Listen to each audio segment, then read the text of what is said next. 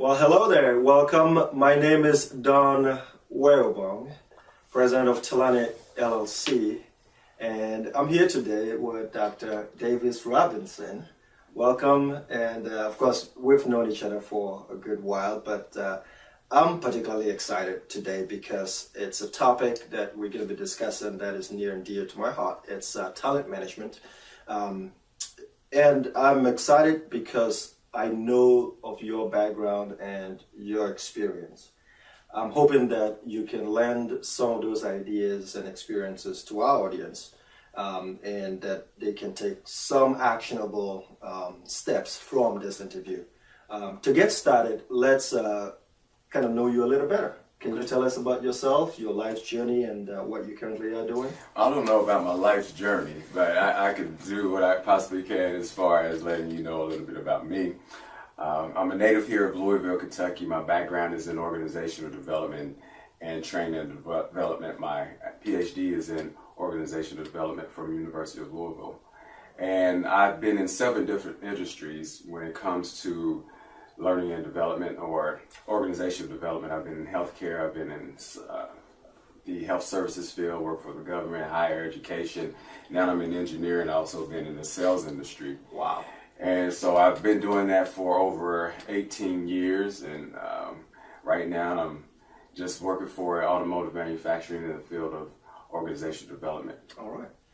How did you pick this particular discipline? Was it something that you kind of grew into? And the reason I'm actually asking is because one of the books that you wrote, Discipline Your Motivation, Mm-hmm. It's one that I read, and I really recommend it to folks. I hope you would have some time to tell them where to get that. But it's a book that talks about not just thinking about things, but it's sort of almost like the slide edge approach. What little things can you do? So tell us a little bit about how you selected where your life's path took you.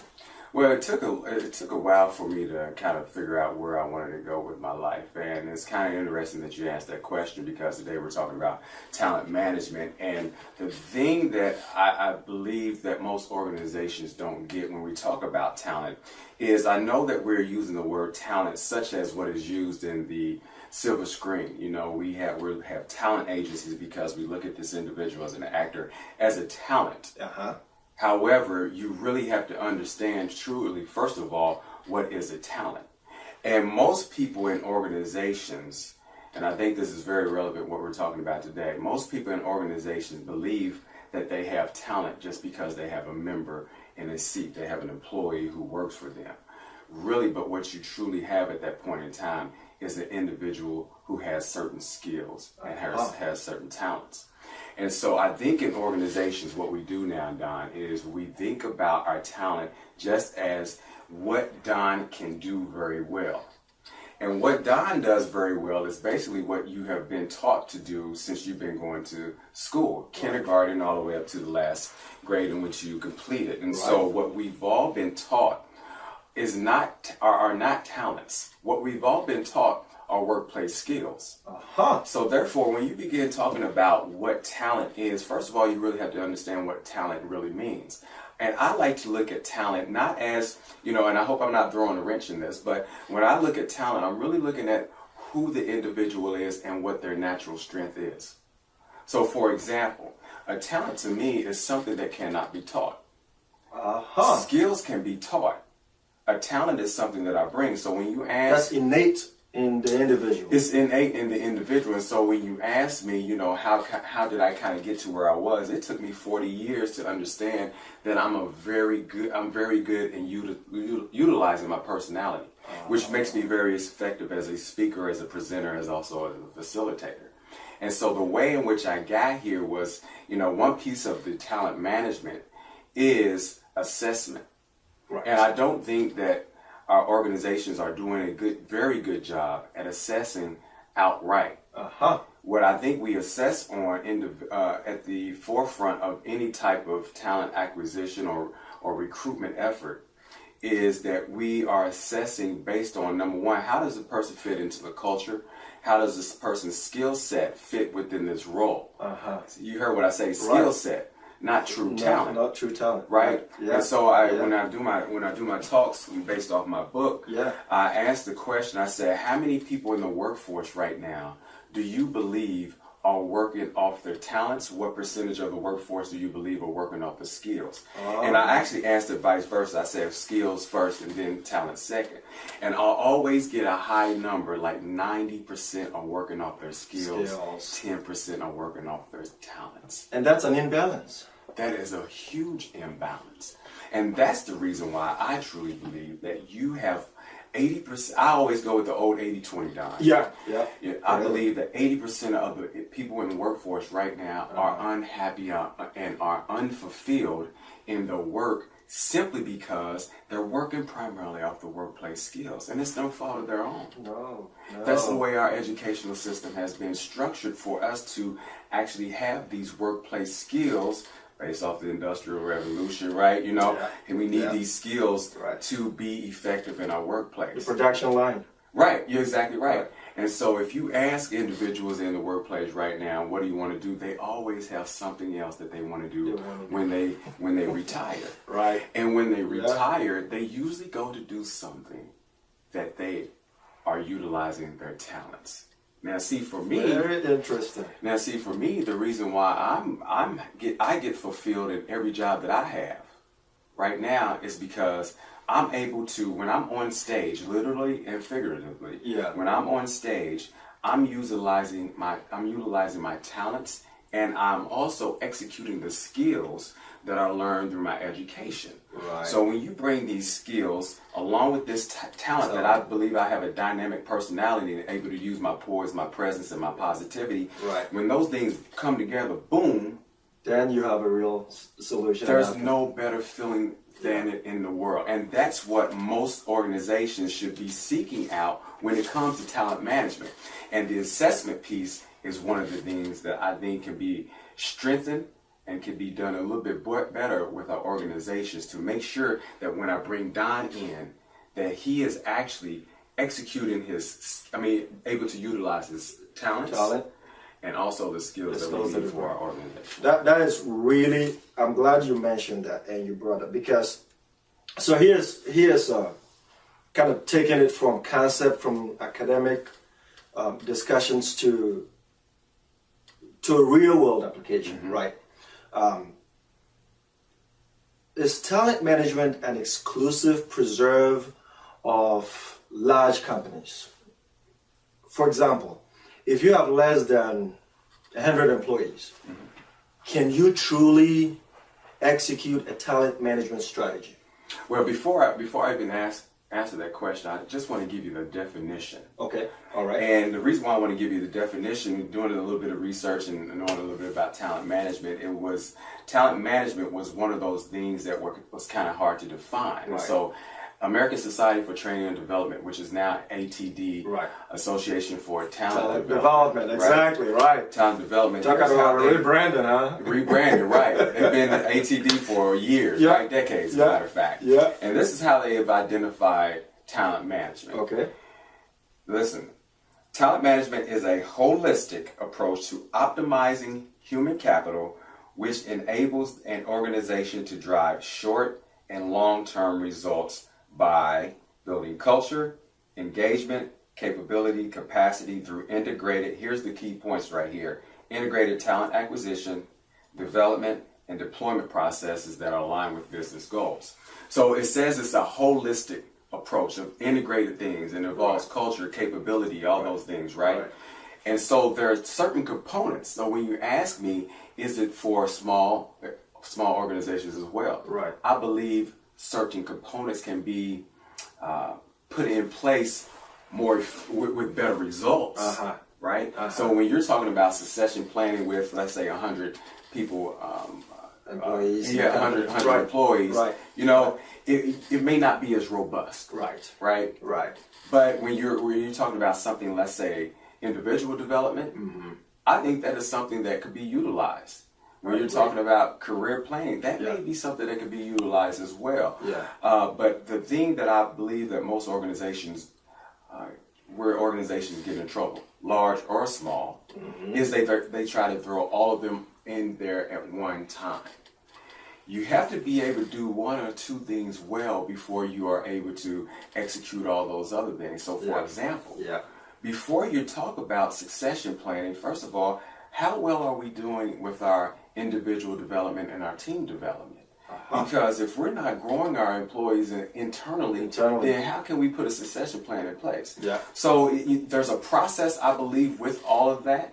And so I think some small organizations can be effective in using a couple of those components. Do you think, based on your answer, so there are components of talent management, either from recruiting or just organizational development and individual development? How would, for example, and the reason why I keep coming back to a small business is because, one, I'm obviously biased towards that. I think that some of these solutions have been exclusively basically identified or branded as for extremely large companies. And I find that really the ones that need it the most are the small organizations, right? Where you can be able to develop the best staff and be able to execute some of these talent management strategies, and then of course be able to get the results that the business is able to. So let me ask you, as a talent management professional or maybe an HR professional, how do you even begin the conversation internally to get upper management to buy into talent management as a concept, or to invest in talent management as a process? With a small organization, that would probably be very difficult initially, and the reason why is a small organization, most of them are in growth periods, right? They're in that stage of growth, and so what's more important for the organization at that time during growth? It's all about profitability, right? You know, income, revenue, and those types of things are important. And so it's a difficult conversation. It's not a difficult conversation to have. It's a conversation that needs to be had. However, whether or not they're going to understand the rationale at this point in time is going to be a selling point for someone who is in HR or someone who does have knowledge about talent management, and say, hey, if we do not do this thing right now, when we try to implement it, it may be a little bit too late. Right? If you want to grow, your team members, your employees are the most important thing to you. And so, yes. And that's not just a nice phrase. That's not just a vision statement. That's a reality. Because they're the ones who are out there on the ground. They're the ones who actually are helping you become profitable. And so if you are a manager or a owner of a small business, of a small organization, it is really up to you, because it's a part of leadership is what I see it as. It's a part of leadership to, number one, develop your team and pay attention to them, because if you do not have them, guess what? You're going to continue to lose money, because you're going to go seek other individuals, because people are leaving your organization. They're not fulfilled. Because they're not being fulfilled, because you are not paying attention to their needs. And so, again, it's really a selling point, and that's the reason why I say that any leader in an organization, CEO, executive, whatever you want to call it, the C-suite, I believe that they should truly know organizational development. I agree. Because when you know organizational development, you know about these other things that we're talking about, such as the assessment, the performance management, the individual, the career plan, the succession plan, and all those different types of things, right? Because if you don't, you have blinders on. We need sales. We need sales. We need sales. Because how do you actually get the individuals to go out and execute a sales plan that goes over and above just self-preservation? And be invested in the company. And I think at some point in time they do get it, but when they get it, it's too late. The competition is already gotten them out. So let's break the conversation a little bit. I'm always curious. This is a question I always throw out when I get a chance to talk to entrepreneurs and people that have succeeded in or attempting to excel in their lines of business. What is the first 30 minutes of your morning like? First 30 minutes of my morning is probably unlike many. The first 30 minutes of my morning is I'm at the gym. All right. I wake up every morning at 5:15. Wow. And go work. You got me beat on that one. You probably got a lot of people beat. People are asking 5:15 in the morning. Wow. I'm like, you're doing nothing but sleep. Well, if you put it that way. Go ahead and get up. So actually, the first hour of my morning has to deal with exercise. Okay. All right. And so once I come to work, I'm pretty sure that's what you mean, right? When I come to work, actually I'm putting myself in this habit now of actually reading a professional magazine to keep abreast on the trends in training and development. That's great. That's what I do now. That's great. Well, that's great. My mornings start a little later, about 6 o'clock, and here's something I've actually started doing, which is I spend the first 20-25 minutes reading. Mm-hmm. And so right now I'm actually reading The Slight Edge. I just finished reading the one-page talent management book. But I think and this is a new habit I'm hoping to build into my routine. Yes. So read a little bit, get on the treadmill or go out for a run, come back, get ready for coming to the office. But I always ask that question because I think it helps figure out how somebody perceives their priorities in life. Mm-hmm. Are you taking care of yourself? Are you obviously taking care of your family? And how do you prepare for the workday? And I thank you for the answer, because I think that's insightful to people to know. Take care of yourself. Make sure you invest in professional development. Obviously, right? Right. So let's go straight to another question here. How have you helped your clients embrace concepts of talent management? What challenges did you face, and how did you overcome those challenges? So the first question, let's go back to that one, review that one for me one more time, please. Yeah, no problem. So how have you helped your clients embrace the concepts of talent management? Okay. All right. My efforts in talent management are very specialized. Okay. Specialized in organizational development and specialized in team and individual development. All right. My background is in training and development, again, a background in OD, so I'm very specialized. Okay. However, I fit into the other pieces of the talent management, such as acquiring talent. So when talent or employees are acquired, I help with their development. Right. Succession planning, that is a piece of their succession planning. Okay. The training and development piece. Okay.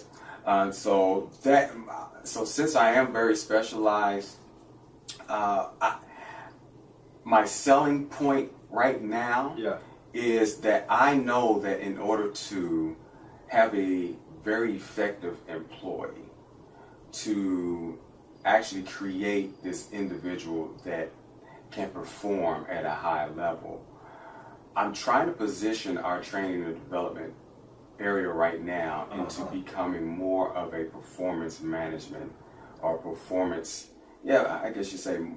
management department, because I know that if you are not performing well at your job, it's not a training issue, right? I need to do some more assessing, which is part of talent management, right? I need to do some more assessing to find out, well, why isn't Don doing the job and performing at the level that he should, right? Yeah. So what I do is I do a lot of inquiry, and I ask questions and try to find out, well, what is the root cause of this issue that Don is facing? And more times than not, it's not a training issue. See, people don't understand that training, team member development, individual development it's only for skill sets.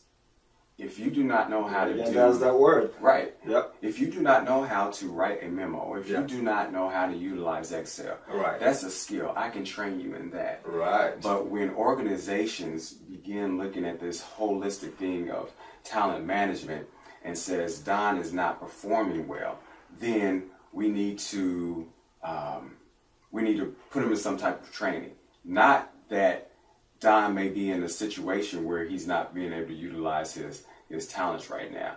And I'm trying to say that, look, training is only for skill sets. Let me sit down and coach him. It's coaching and mentoring. Coaching and mentoring, right? Right. Coach him and say, hey, here's how you should do X, Y, and Z in order for you to perform better at your job. So I'm in that field of training and organizational development. My selling point is that training is not the answer to all performance or talent issues. That's good to know. I mean, I can't say that enough. I think that many times I had a conversation with a banker yesterday from HSBC, and he's in the training department. Mm-hmm. He wants to make the case, the ROI, for all the dollars they've invested in training. Mm-hmm. And so he was asking us, he downloaded our white paper on Kirkpatrick and wanted to know how do I write up an ROI, I guess, assessment that would not be shut down in a boardroom because somebody will poke holes in it. Mm-hmm. And we talked for about an hour, and I was like, there are no easy answers to that. I hate to say it that way because you are asking questions on moving and changing individuals and performance, and the data might not necessarily reside in the training department only. Mm-hmm. Because you've got other things that you need to deal with in terms of the individual and their performance, and therefore you taking credit for whether you've transitioned somebody from 20% production to 80% production might have other things to do with it, not just training. Right. I mean, I don't want to throw this question and ask you for a definitive answer, but what do you think about that type of conversation when somebody says, well, what is the ROI for our training? Okay. There are a couple ways to do it. Okay. One of the things that I wanted to do when I was working for a healthcare organization was to identify all these individuals who have went through training, how many stayed with the organization for over a year. So retention. And compared them to individuals who came in at the same time and did not receive any training, and how long they were there, how long they lasted. And see, when you talk about training and ROI, you really have to understand that, first of all, your ROI is going to be a more developed individual, a more developed, team member or employee. Right. And we look at this thing on ROI. We always want to look at money. Right. When you think about the money. Right. And there's another evaluator out there who does ROI, and I can't think of his name right now, and it's not Kirkpatrick, but he and his wife, they have the ROI Institute, and I can't think of their last names, but I probably will. Okay. All right. They look at training and how to investigate or assess the ROI on team member development or on training and development.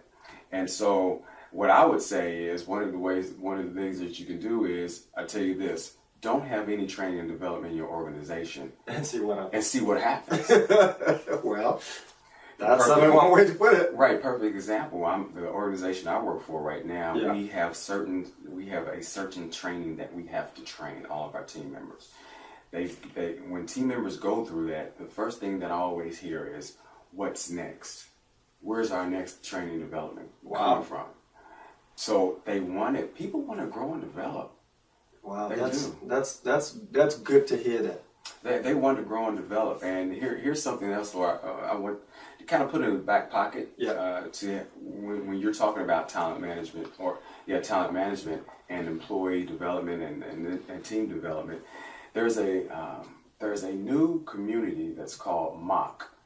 Have you heard of MOOC? Yeah. MOOCs. Yeah. Yeah. It's called Massive Open Online Communities. And right. That is another way in which we can, enhance our employees' development on the job. Right. It's all self-directed. Brand new content. Right. Brand new content, by faculty, and, it's very, very rigid too. Very rigorous. All right. Well, that sounds great. Well,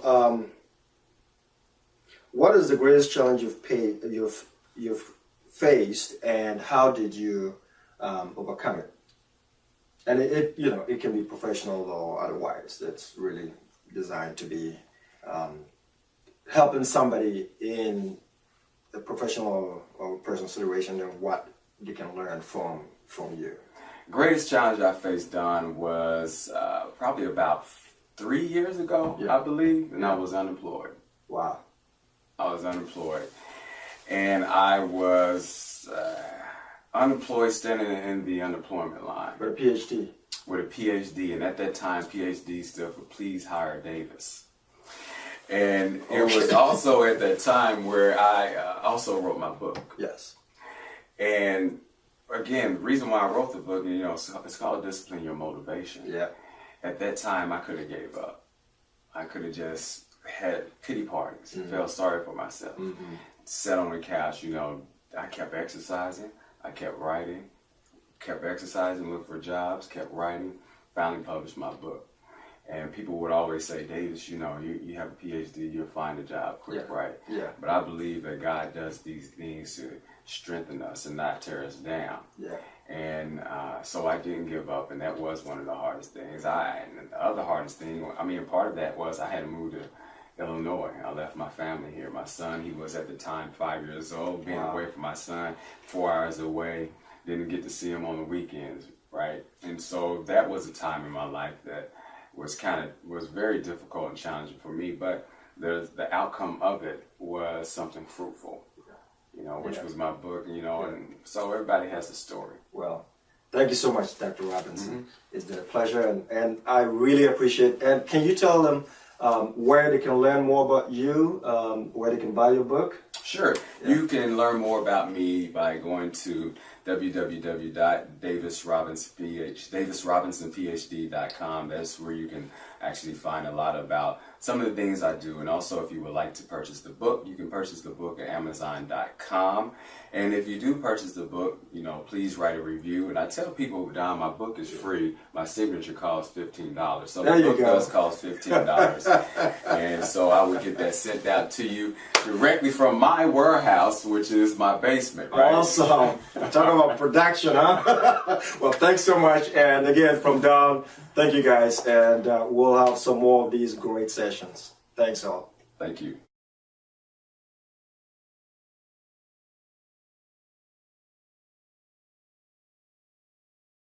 All right, so another question that I had, we often hear that talent management processes focus primarily on an organization's top or senior management. Why is that? Is this a mistake? I think it is a mistake, and one of the reasons why I believe it's a mistake is because most organizations, most senior level managers or executives do not know what talent management is. Most of them, I believe, think talent management is only the acquiring of the talent and how we're retaining them or recruiting them. So I don't believe they truly have a great knowledge of what talent management is. And so the piece that I believe that may be true, the reason why people were thinking that was simply because of the succession planning. And I think people look back towards the Jack Welch of GE, and think how he was such a pioneer and so great with his succession planning. I think that was the main theme that most organizations were looking at, because leadership in organization is something that needs to be focused on overall. The way in which some leaders acquire their positions is based on, number one, if they were technically sound, and then number two, how long you've been there. Or you could throw in number three, hey, me and you, we play golf all the time. Who we know, right? Who we know, right? Yeah. So the succession planning was, I think, primarily that piece that was focused on. But again, go back to the ATD definition. It's a holistic approach. It's an integrated approach, and these things have to work together in tandem. And when you don't work them together in tandem and just focus on succession planning, you get a bad name, right? You don't know really what it is, and we're not doing it properly. And so we have to think about, first of all, let's assess. Let's assess for our leadership. Let's assess for our talent, right? What processes do we have in place? How is our training and development system? How does that fit in with this? What are we doing with career planning? What are we doing with organizational development, performance management, right? So we have to see where we're doing with all these things. And so it may take an organization about 5 years to get to even the succession planning piece, right? Because if you do not have the infrastructure in place for that to actually occur, you're not going to just go into it. You're not. Do you think it creates an us versus them type of a mentality? Oh, most definitely. Most definitely. If you're only looking at succession planning at the top level, you're not looking at succession planning at the middle level, or let's go to the level below the middle. Right? Then, well, what about us? Those are the people that are working on I guess if you want to say they're on the war field, right? And I was looking at a commercial last night, and the commercial was a Carhartt, the jackets, the clothing line, Carhartt, right? And you had this man sitting in a car, and you had workers out there working in the mud and the rain. And the voiceover said, "You've never seen anyone build anything from sitting in a car." And so the man was in the car, right, watching those individuals actually build the thing that should have been built. And the same thing goes with the succession plan and the talent management thing. You know, we have to focus all of our efforts, all of the assessment, career planning. It has to be a holistic approach for the entire organization in order for it to be effective. And so it does not become an us against them. It's a we. All right, that makes sense. Thank you for that. Appreciate it.